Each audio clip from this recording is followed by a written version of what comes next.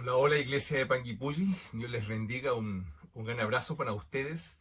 Este mensaje y el mensaje que viene tienen por objeto preparar el corazón de la Iglesia de Panguipulli para el encuentro que tendremos a fines de mes de agosto, si Dios así lo permite. He denominado a esta miniserie de mensajes a la Iglesia que viene, la Iglesia que viene. Mire qué importante es visualizar, ¿no? Tener una visión sobre lo que esperamos como iglesia hacia adelante, porque tenemos que tener alguna expectativa, ¿no? En este mundo tan caótico, tan complejo desde todos los puntos de vista y particularmente en nuestro país y todo lo que estamos viviendo, necesitan una cuota adicional de mucha expectativa de parte de la iglesia, porque el Señor dijo que Él estaría con nosotros.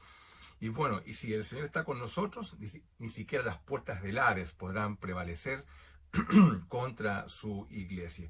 Por tanto, esta miniserie de mensajes tienen por objeto ir trabajando el corazón de la iglesia, es decir, nuestro propio corazón, el corazón de ustedes, para que vayamos visualizando, ¿no?, lo que viene por delante y que va a ser tan importante dentro de las jornadas que vamos a trabajar cuando estemos juntos, si Dios así lo permite, en vuestra hermosa, hermosa ciudad de Panguipulli. Bien, el mensaje que hoy quiero compartir con ustedes lleva por título Valores que impulsan, valores que impulsan. Mire, y quiero utilizar como recurso didáctico, ¿no?, para este mensaje a la Iglesia de Jerusalén. Sí, la Iglesia de Jerusalén, la primera iglesia cristiana, aun cuando ellos mismos no se autocomprendían como cristianos, porque ese título recién vino sobre la iglesia de Antioquía, sino que ellos se entendían como judíos que creían en Jesús como el Mesías, ¿cierto?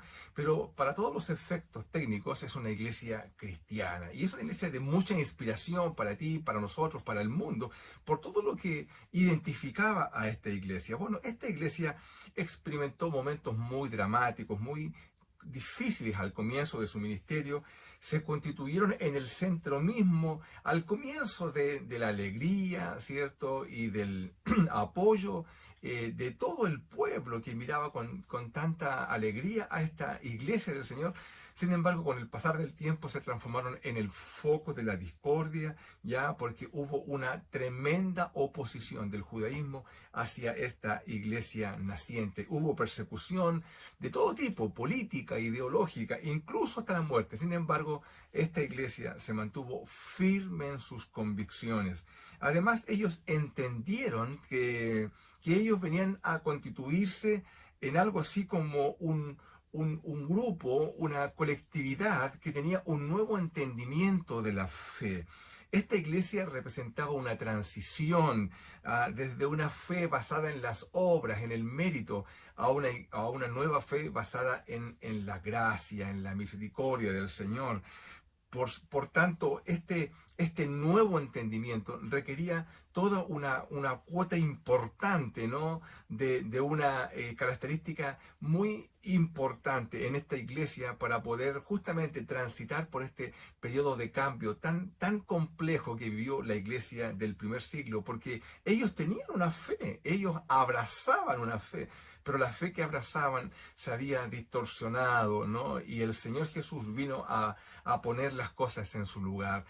Él vino a cumplir toda la ley, dice la palabra del Señor, y trajo un nuevo entendimiento. Y por tanto, esta iglesia representaba ese momento tan particular en la historia de la fe, de la historia de la redención, como un nuevo entendimiento vino a instalarse y ellos como iglesia estaban encarnando justamente esta nueva forma. Y yo me pregunto, qué impresionante es esto, cuando las propias iglesias, nuestras propias comunidades de fe, se constituyen justamente en iglesias donde se viene a instalar un nuevo entendimiento, cuando Dios viene a traer un nuevo entendimiento sobre nosotros y nuestra propia iglesia viene a transformarse en un momento especial, en un antes y un después. Yo admiro mucho estos procesos y leo con mucha detención el testimonio de hombres y mujeres a lo largo de la historia de cómo sus propias comunidades se transformaron en puntos de conexión entre lo viejo y lo nuevo.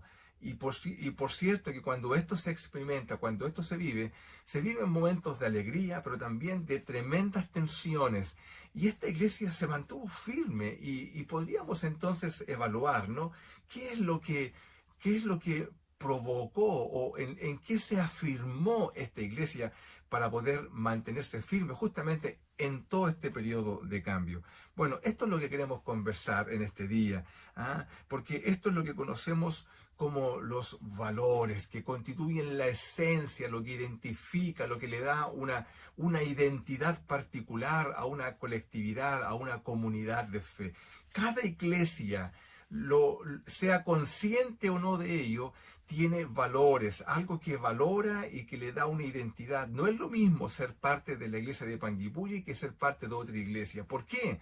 Porque esa iglesia tiene valores, ciertas cosas que la identifican, aún más, se transforman en impulsadores del ministerio y les da, podríamos decirle, como ese combustible, ¿no? Para seguir adelante cuando hay tanta adversidad. Es justamente lo que podemos aprender por la palabra del Señor de aquellos impulsadores que sostuvieron a la iglesia de Jerusalén y que son tan importantes y tan gravitantemente importantes que se han constituido a través de los años justamente en aspectos a imitar por parte de todas las iglesias. Sin embargo, aún así, cada iglesia es única.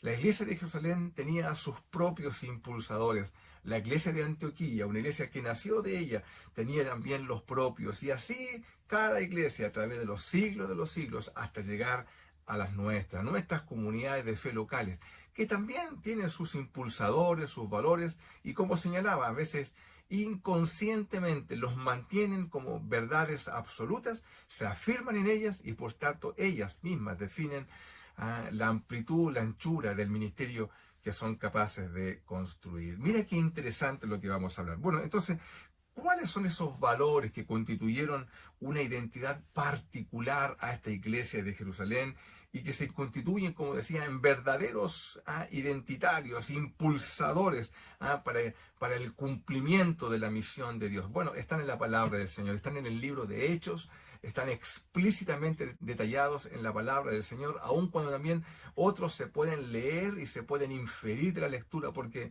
gracias a Dios, el escritor Lucas, ¿cierto?, bajo inspiración del Señor, nos dejó una buena cantidad de información para aprender de esta iglesia que conocemos como Jerusalén. Vamos rápidamente a Hechos capítulo 2, versículo 42, y dice que perseveraban, se mantenían constantes, firmes.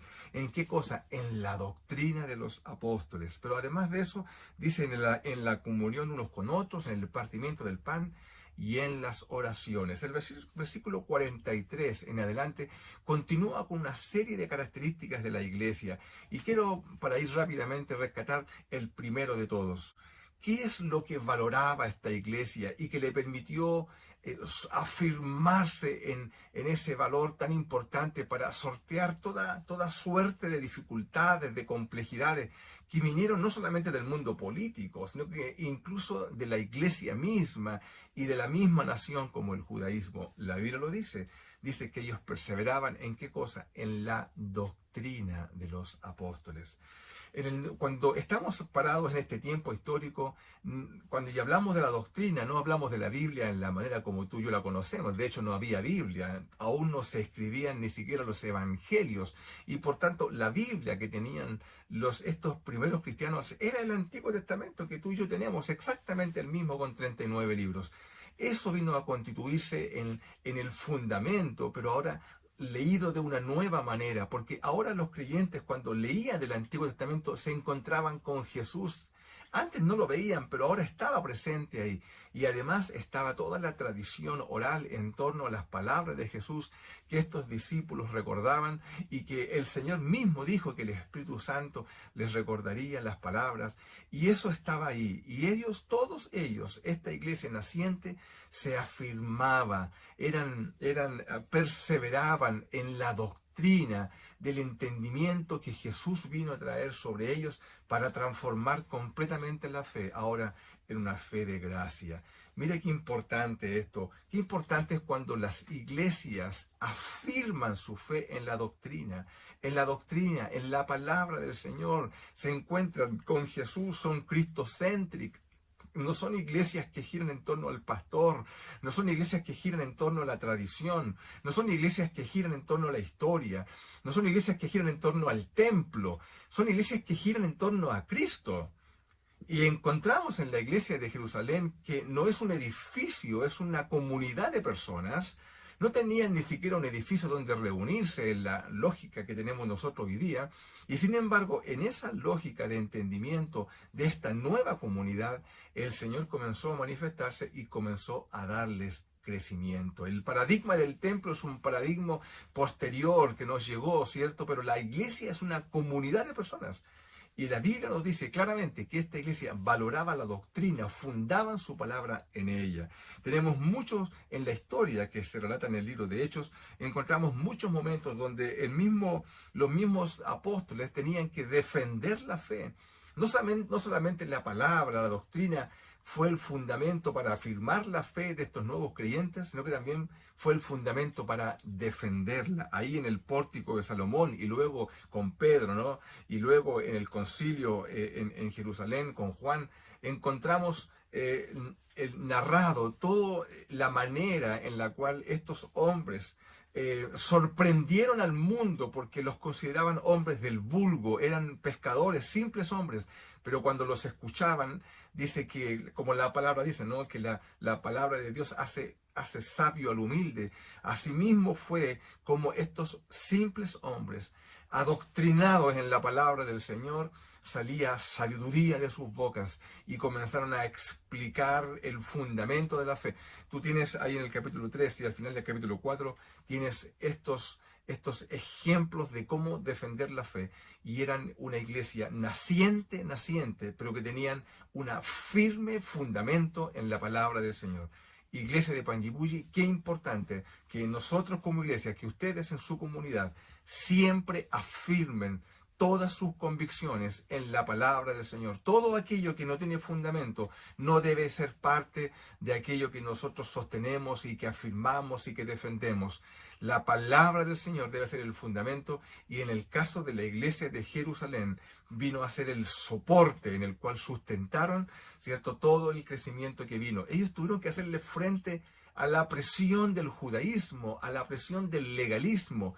Queridos, esto era impresionante. Nosotros podemos leer a posteriores, ¿cierto?, en el libro de Hechos y después en las cartas, cómo el judaísmo legalista quiso apagar, quiso sofocar, quiso ahogar el cristianismo naciente.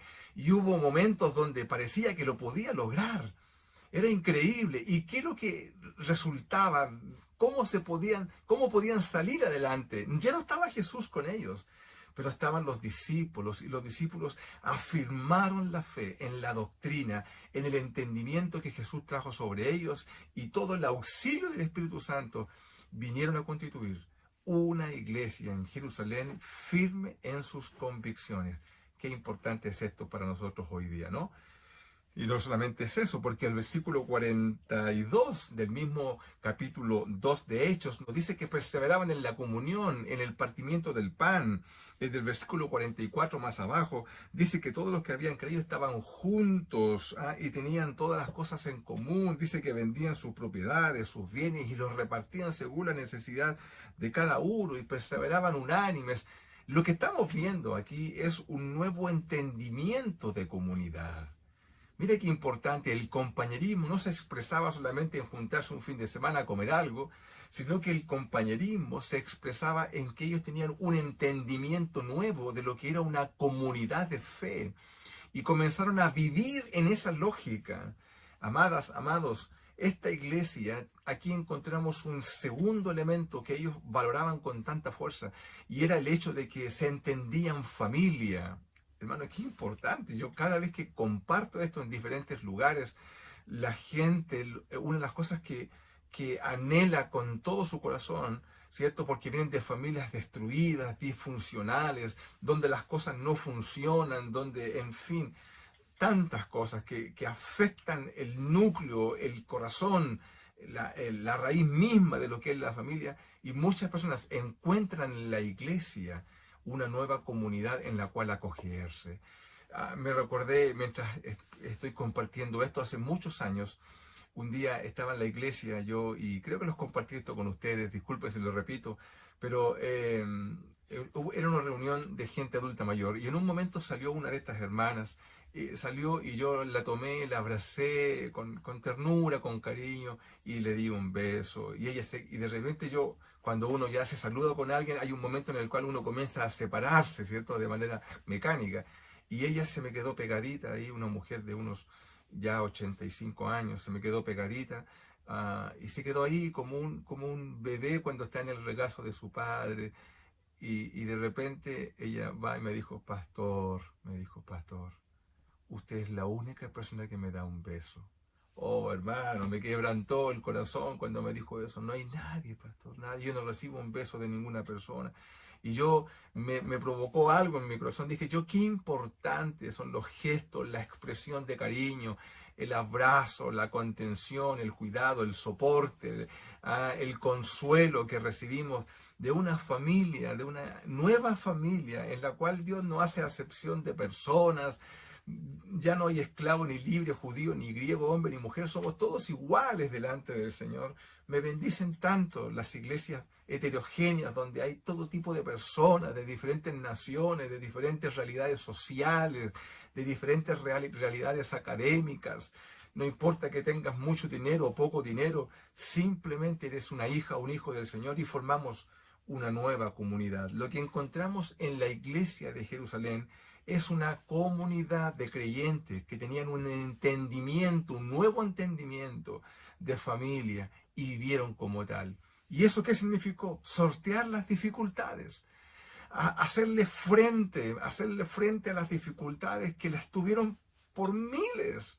Sin embargo, se sostenían, se cuidaban, eran perseguidos y claro, es afectada la economía, pero ellos se sostenían, habían algunos que vendían incluso sus propiedades y ponían el dinero a disposición para cuidar a los pobres, a las viudas, todo un problema social que se vivía en ese tiempo y sin embargo ahí la iglesia vino a ser un soporte. Panguipulli, amada iglesia, ustedes que están en una nueva manera, en un nuevo caminar como iglesia, yo los animo que junto con afirmarse en la doctrina del Señor, además de eso y ser un soporte de todas sus definiciones, también afirmen, ¿cierto?, sus corazones unos para con otros, entendiendo que están bajo una nueva lógica, que somos una familia, no somos una cosa institucional. No somos miembros porque escribimos un libro, porque dejamos una firma o porque entregamos un diezmo. Somos miembros porque somos parte de la familia de Dios. Y al ser parte de la familia de Dios formamos una colectividad nueva, una nueva idea de comunidad que el Señor trajo a nuestras vidas. Y eso nos hace familia unos con otros. Dios nos bendiga, amados. Espero en el Señor que valoremos con todo el corazón el sentido de ser familia. Pero esta iglesia tenía algo más. El verso 42 dice otra cosa. Dice que perseveraban en la doctrina de los apóstoles, en la comunión unos con otros, en el partimiento del pan. Pero también dice que perseveraban en las oraciones. Es una iglesia que ora. Orar es la actividad básica de la iglesia. La iglesia ora y dice orad sin cesar, no se cansen de orar. Oraban de maneras particulares, oraban también de manera colectiva. La iglesia, yo sé que tú oras en tu casa, querido, pero qué importante es juntarse a orar.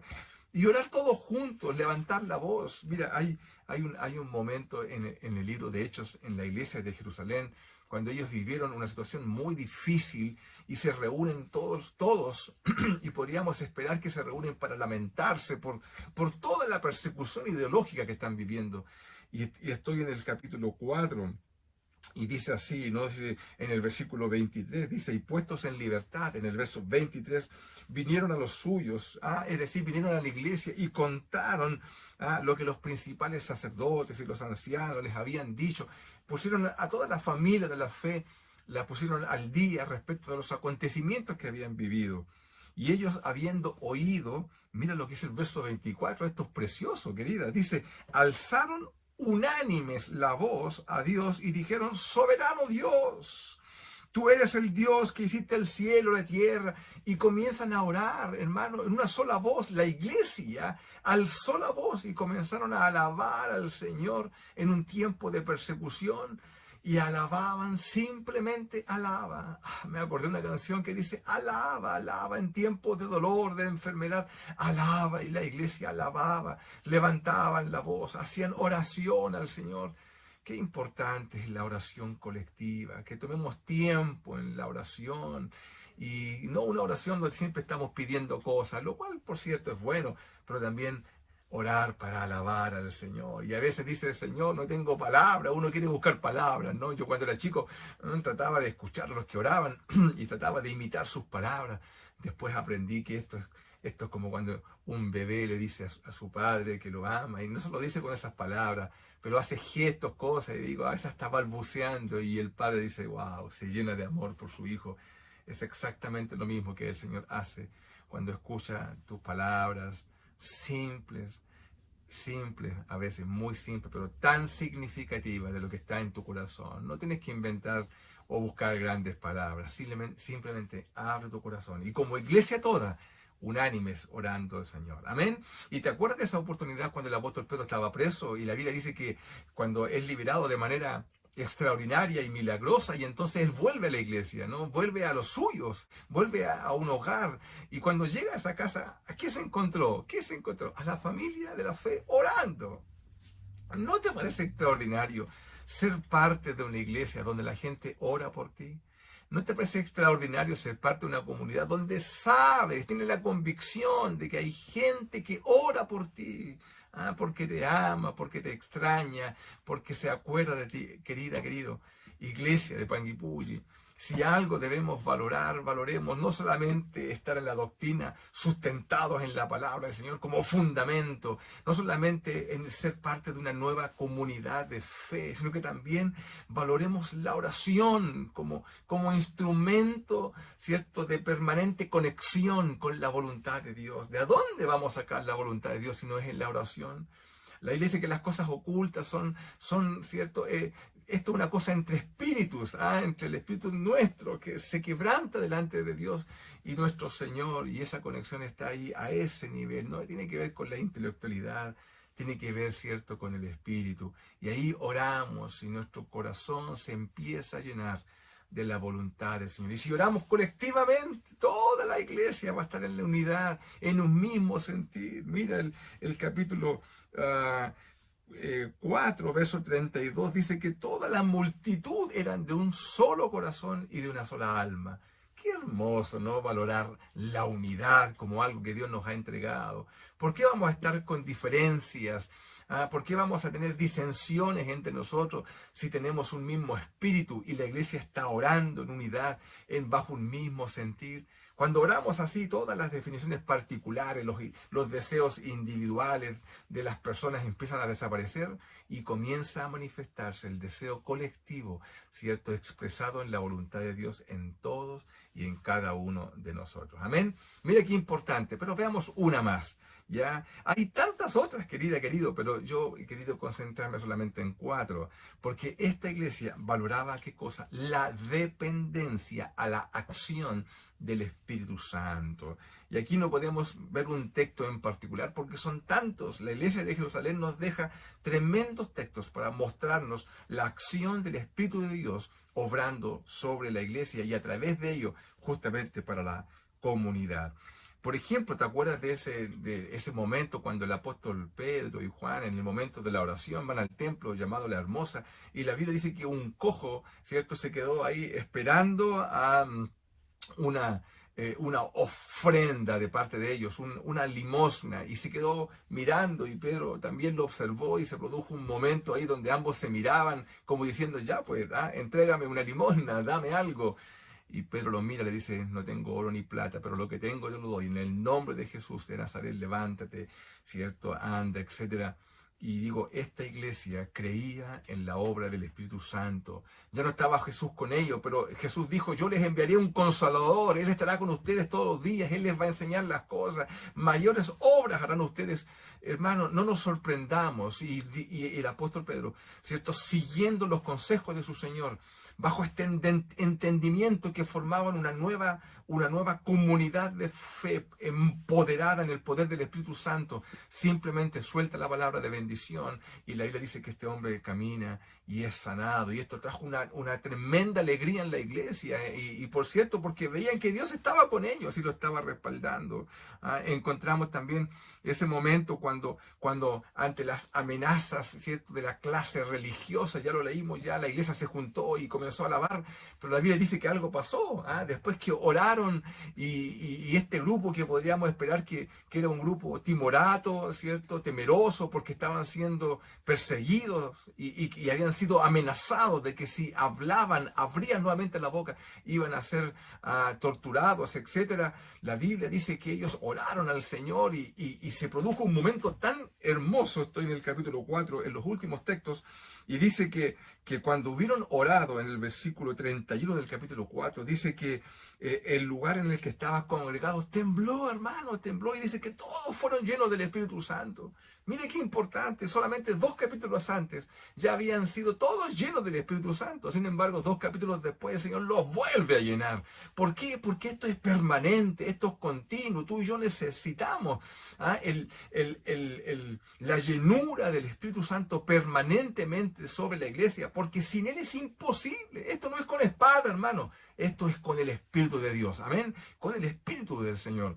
Y así ellos son llenados, y claro, ¿por qué? Lo anhelan, lo desean. No son sus fuerzas, no son las capacidades intelectuales, no son las estrategias que nosotros hagamos. Querido, es la obra del Señor. Por cierto que tenemos que planificar, construir, desarrollar tantas cosas, pero llenos del Espíritu Santo, ya no del humanismo, no de la capacidad nuestra, sino que del Señor. Y esta iglesia simplemente se dejó llenar por el Señor y se llenaron una y otra vez, permanentemente. ¿Cuándo fue la última vez que sabes que estás lleno del Señor? Y si estás lleno del Señor, ¿qué te detiene? Nada. Nada te detiene, porque Dios está contigo y se manifiesta a través tuyo. Dice el capítulo 5, versículo 12, que de la mano de los apóstoles se hacían muchas señales y prodigios, y el pueblo, y todo el pueblo estaba contento con ellos. Dice que el pueblo los alababa grandemente. Hermanos, esta es una iglesia que los vecinos hablan bien de ella. Los vecinos saben que en ese lugar hay sanidad, en ese lugar hay restauración, en ese lugar Dios está presente, y yo puedo llevar a mis enfermos, por tanto, para que oren por ellos. Puedo llevar a los que están quebrantados de corazón, a los que están abatidos, ¿cierto? Y están esclavizados por espíritus. Dice, llévalos a la iglesia, porque ahí se manifiesta el Señor. ¿No quieres eso para Panguipulli? Yo lo quiero.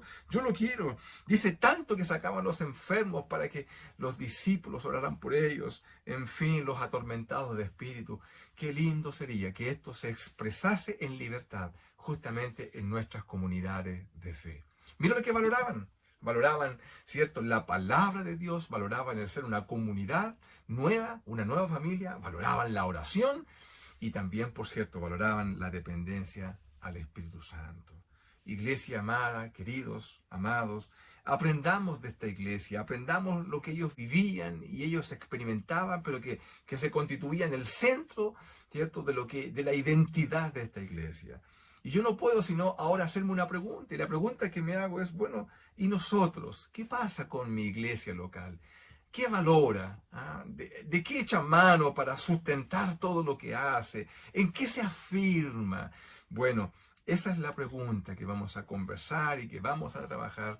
Y yo les animo en el nombre del Señor que preparemos nuestro corazón para recibir lo que Dios quiere decirnos, quiere mostrarnos, para ir pensando justamente en qué cosa, en la iglesia que viene.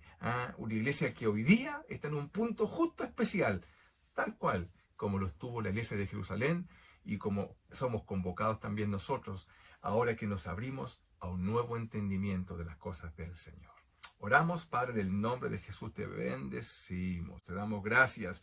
Señor, oro por esta iglesia en Panguipulli, oro por cada hermana y hermano, del más joven al más, Señor, anciano, y te pido que tu gracia repose sobre cada uno de ellos, Señor, y prepares nuestro corazón para un lindo tiempo hermoso en el cual vamos a recibir, Señor, lo que tú nos quieres entregar. En el nombre de Jesús oramos. Amén. Iglesia, sean muy bendecidos.